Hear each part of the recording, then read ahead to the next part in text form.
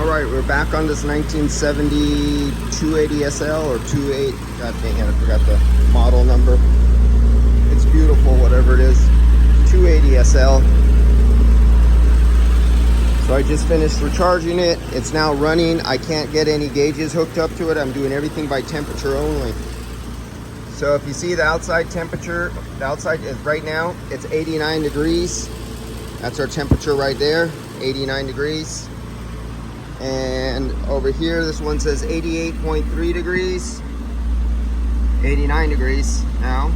And that's taking the temperature right here. So it's 89 degrees there and it's 89 degrees over here. So the shop temperature is 89 degrees. So now let's look at, I'm trying to track down its rate. Now here's temperatures of suction line, liquid line. We're not doing suction line. So here is liquid line right here. Pay attention to this. See liquid line, 138 degrees. Go to your PT chart. Now this is superheated vapor out of the compressor. This is the line out of the compressor.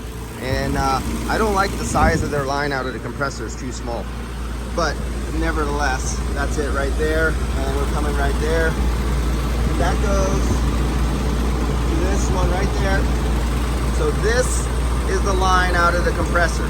So we're 189 degrees right there. I mean, 142 degrees coming out of the compressor. Now we go through the first condenser. This is the first condenser right here. So it goes in at the top. If you follow this, it goes in the top. It makes 4 passes, 1, 2, 3, and then the last 3 rows right down here come in the bottom, right there. So that's the 4th one. So now let's take the temperature of that. This has plastic on it. I got to get someplace without plastic. Right there. That doesn't have plastic. This has plastic on it for road protection. So let's get a good bite as good as we can. Okay, right there. So now I am taking this line temperature after it goes through this one right here. So it was 142 degrees coming from the compressor. Let's see what is going out of this first pass condenser.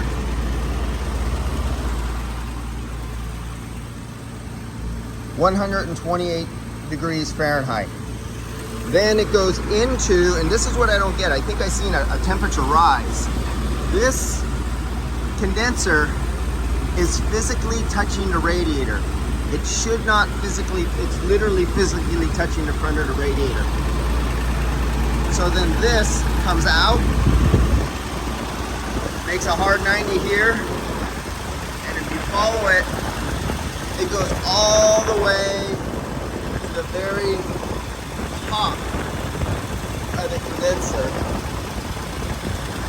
And then this one, I'm having a really hard time following it. Sorry for all the air noise. We got the engine noise. So what I'm trying to follow is where this line comes back out.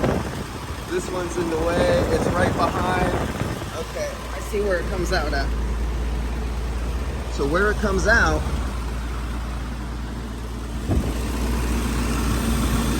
should be, in theory, I can't see directly, but following my fingers down, this should be the liquid line. So if we take that coming out at 126 degrees, it's supposed to drop. Now let's see if it drops. Let's get on there. Without touching the radiator, god damn it. Right there. So that is supposed to be colder because air's going through it. Yes, I do got it right this time. So 102 degrees. We went from 126 to 102 degrees. So now we're down to 100 run. Now take your PT chart, and if you took it before and after, you can find out how much subcooling was happening after the first condenser going into the second condenser. Now we're taking total subcooling coming out of that second condenser. And then you could basically find out what pressure the refrigerant is at. Now I can't get a cold temperature off the, where is it at? Come on. I'm looking for the suction line. Ah, there we go. Well, you can see the rubber is condensate. See all the water? It's so cold that the rubber with the hot engine heat is still turning the water. So that's a cold line. And there's nowhere for me to clamp onto any metal to give you a suction line temperature to try to figure out the pressure. If we look at the sight glass, we're crystal clear. Well, we're not crystal clear because somebody retrofitted this before.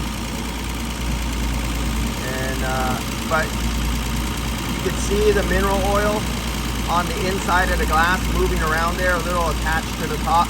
That's mineral oil. And if we come over here to the temperature out of the dash, 37 degrees. So it's 37 degrees coming out of the dash. It's 88 degrees inside this building, inside the shop. So it's 37 out the dash, 88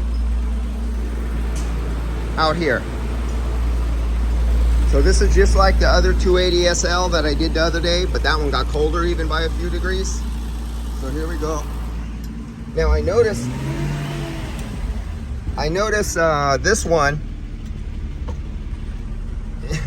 I sat in here, I was keeping the idle up at 1200 RPM.